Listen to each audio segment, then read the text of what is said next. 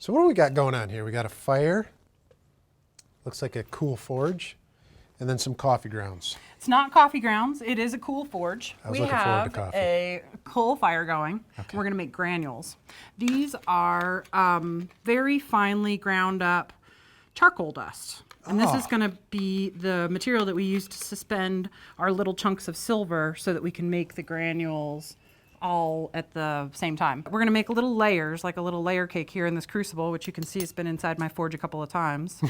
Bury it in the coals here, bring the temperature up to melting, which is 1930 for gold, and I think about 1440, 1460 for silver. And because of the process of colloidal adhesion, they're all going to form little balls.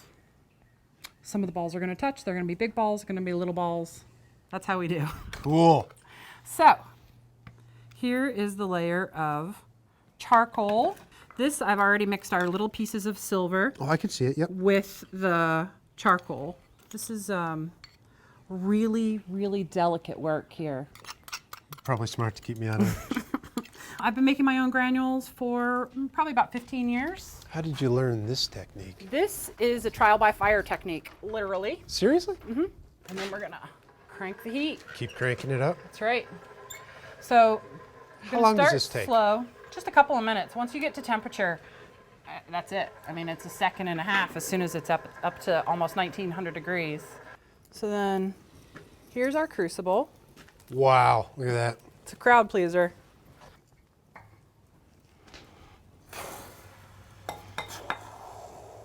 That was cool. So then now I will put this under running water and then sort out the spheres for you.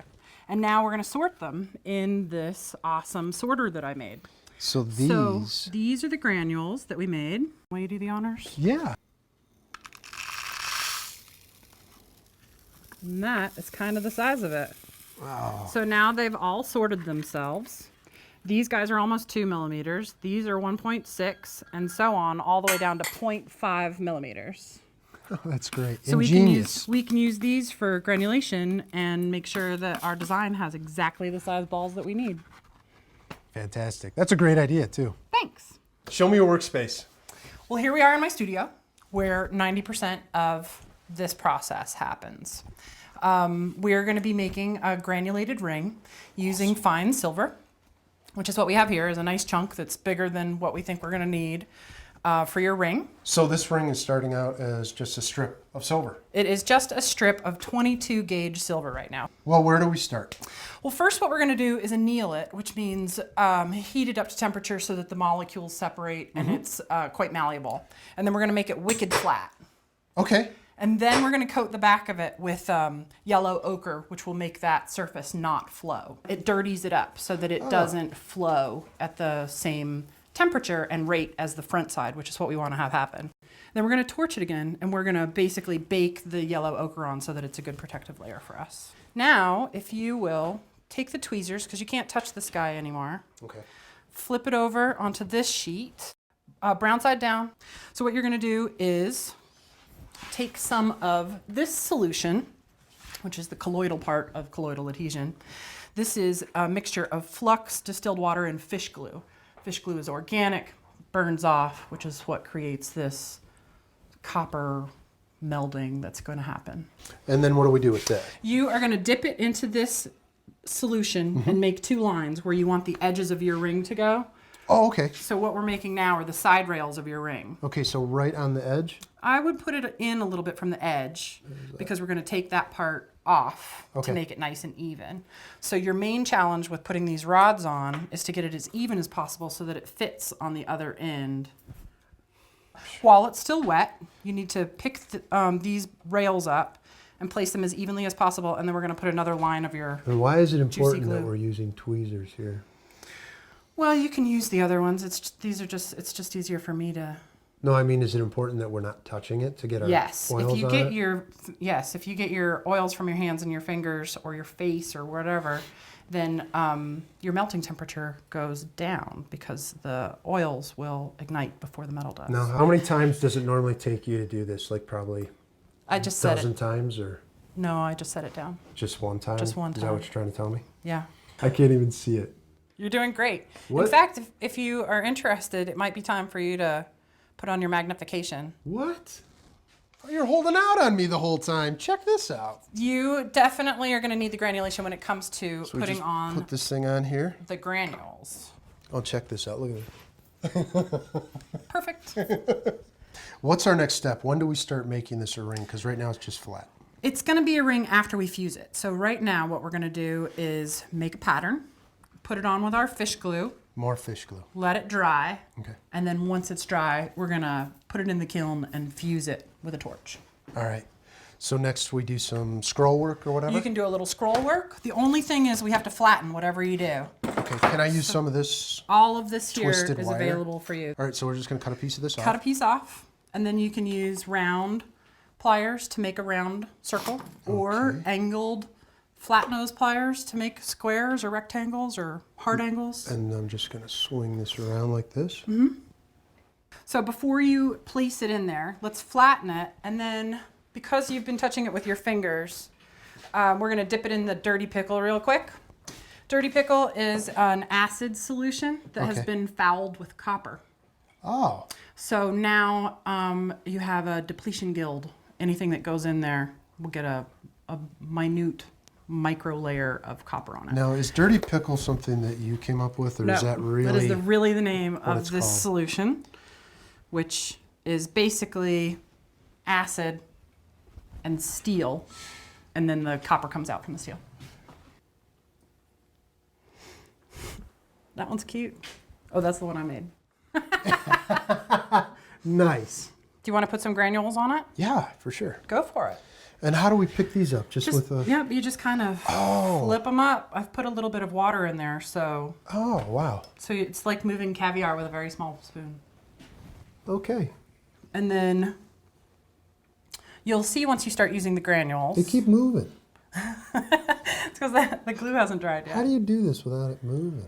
Well, it is definitely labor intensive. You spend a lot of time Placing things? placing things And delicately moving with a them brush. Wow. This thing has no pressure, eh? How's that? Awesome. Let's give it a little bit so it can get up to temperature. So you're going to want to get in close enough that you can see what's happening. You're just looking for a little flash. There you go. Do you see that? Right there on the side. Where this point is, take that all the way through. Yeah, like that. There you go. Do you see that? No. Oh, I saw that. There you go. I saw that. It's hard to see. You really It have is, to, yeah. You got to look for it. Yeah, it's easier when it's dark and at night because all of these colors just pop. Should we take it off and see how you did? I think that's a good idea. You do the honors. Give it a wiggle. Looks good. So now we need to find out the right size. So we measured you and decided that you're a little bit more than a 12. Okay. So we're going to find the prettiest part of the ring. Do you think that's going to be it? I think that looks fine. Okay. Do you know what the 12 means? Like what these ring sizes actually represent as far as numbers? They are millimeters. So a Millimeters. 12 in a 1.4 millimeter, which is what our collective metal is. Okay. Is 71.2 millimeters, which is Okay. what we're measuring off. All right. So this says 71.9 because once we cut it, we're going to be filing a little bit off do the that end, just down making to everything square it nice up? and square. Herculean strength. Joyce Chen. So now we need a file so that we can get these ends right. Are you using just your eyes as a point of reference to I square it? am. Okay. Now do we get to make it look like a ring? Here is a ring mandrel. Here's a 12. We're gonna, a little bit above a 12. Hand me the mallet, the one that's well used. This one. So first we need to make sure our ends are gonna round Knock over. right? So anything below a 12.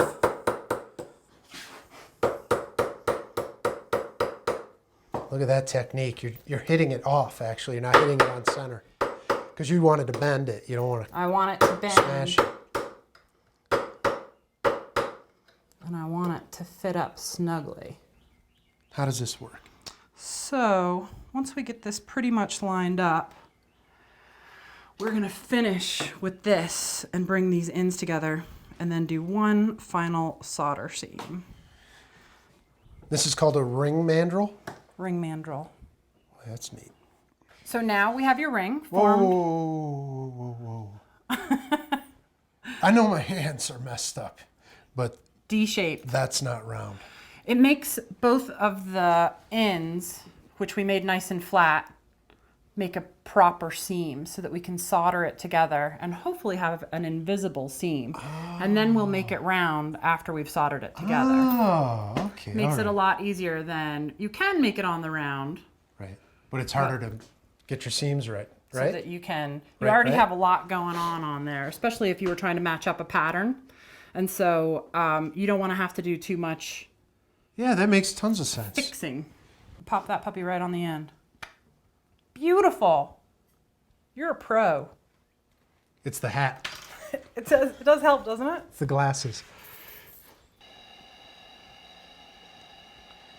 Not too bad. So Wow. let's take it over to the sink and And give it a it's scrub up with the copper, still a with the D. brass brush. Now we got to go and file the inside We of do, it. but we're going to make it round first. Good idea. So now we are going to polish the inside of the ring. And then you don't want to jam it on there because it'll spin with the mandrel, so that you're going to polish the inside. There you go. So Give it a just little bit of rotate it. pressure. Yep.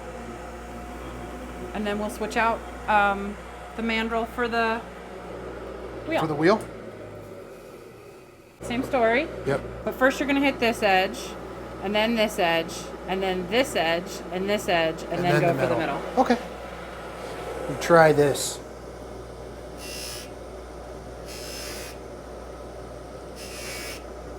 I think Wow, this that is looks nice. pretty good. It's So coming now- together. Yeah, we brass brush it, and you're probably good to go. You could take it up another polishing level, Yeah. but a lot of times after you brass brush it, you're going to go, wow, that's just Perfect. what I wanted it to look like.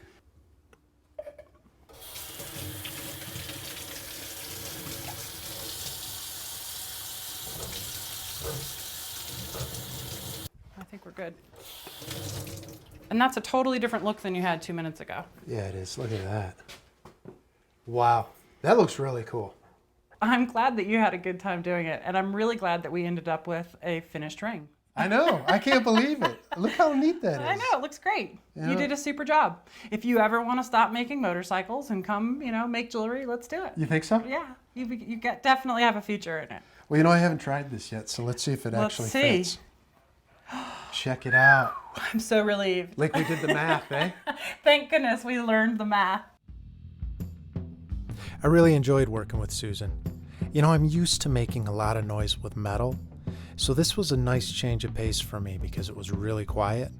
I would say it was almost zen-like. After being on the ocean for so long, this is a nice shift in gear. Yeah. Like new inspiration for you. I hope so. I don't really know where my work's going to go from here. I mean, there are so many different things that you can do with granulation as a technique that I don't know what's next. It's going to be fun to figure that out. Yeah. I got to tell you though, man, you've already started your legacy. I mean, I can't thank you enough for having us out here. It was just a great This was time. super fun. I had a great time with you guys too. More fun than I anticipated it being. Well, that's good because it was a fantastic day. I mean, Good. just beautiful. And this site and Yeah, just the amazing. vibe. It's an amazing space. Well, thank you. So, tell me about this place. It's amazing. This is Knolltop Farm, where my family's been living for about 30 years. It is a pretty spectacular place. We've got my metalsmith studio and a forge and acreage and mountains. Did you grow up here? I did. Yeah? This is where I grew up. Yep, until I went to college. What were you like as a kid? Bookish. Yeah. I read a lot. What did you go to college for specifically? Did you go there for jewelry work? or No, I went for metalsmithing? classics. So I Classics. learned Latin and Greek and philosophy. I had planned on being a philosophy teacher, a professor. Really?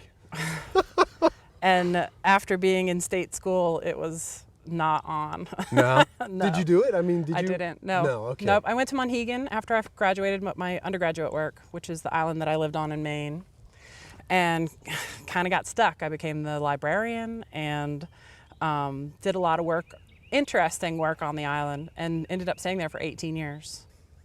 You know, It when you was- live in a small community, you just kind of do what needs doing. Okay.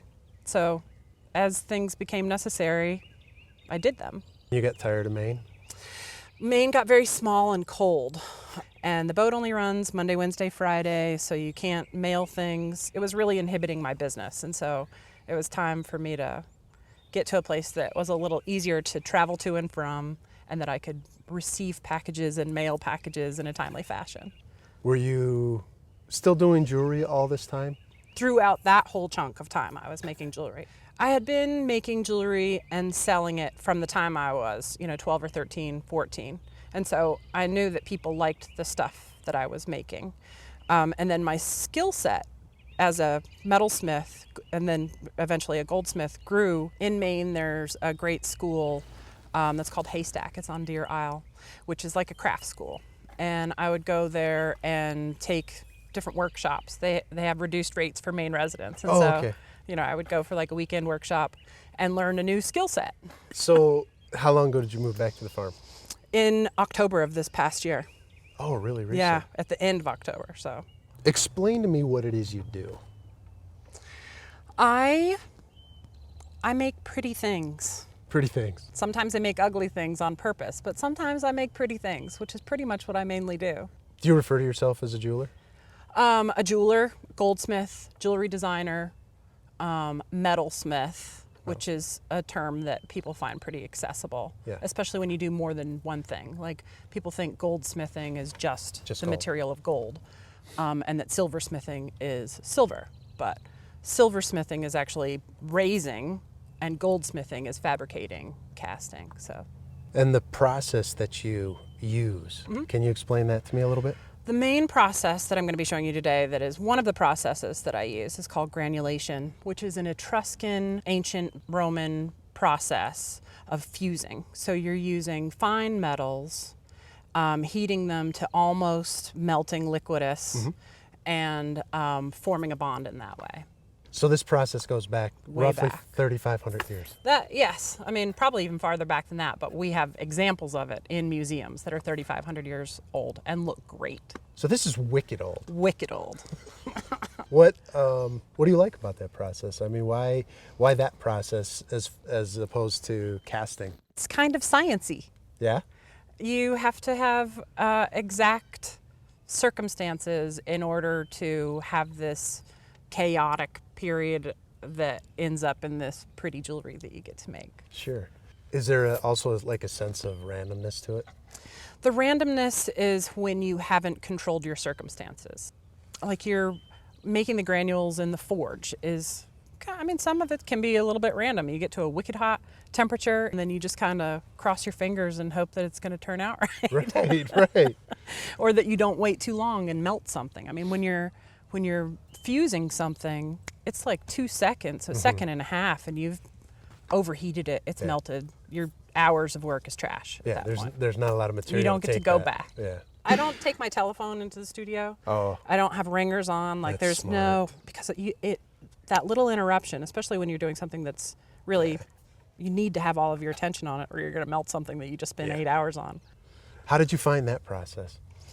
When I was living in Maine, and I had kind of exhausted all of my workshops that I could do at Portland College of Art, I found an artist whose work I admired, and I contacted her and asked if I could come and learn the process that she was doing. Her dad was Robert Kulicki, who brought this granulation process back in the 70s, so it was rediscovered.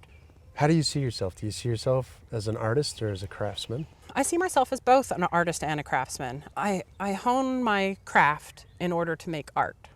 It's awesome to know that work, that the effort that you put into it, that thing that you built while you were making it, gets to go out into somebody else's universe. It's just awesome.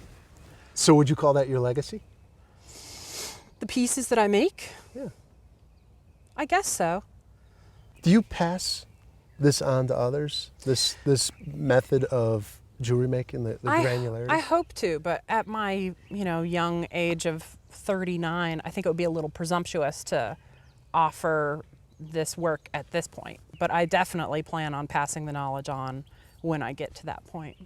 I still want to work on making work and less. I see a lot of jewelers who end up offering classes to supplement their income. And that takes so much time out of their own lives as craftsmen, as artists, that they're spending more of their time as teachers. And it's a balance that you have to find. And I'd like to spend the time that I have now with this awesome setup, making work, and hopefully a reputation so that when it is time for me to share this knowledge, people will go, hey, I get to learn from Susan McDonough. That's awesome. So I'd like to go make something. Do you Let's think do you it. can, Yeah, let's go check out the studio. something cool? We'll have to go check it out and see what you're capable of. I'll figure it out. I was super excited to work with a goldsmith, and Susan was phenomenal to work with. I mean, her attitude and outlook on life is it's just amazing. It's so enlightening. You know, she's done so many different things in her life, and she always came back to jewelry, and that's really, it's cool to see that. Not a lot of people do that.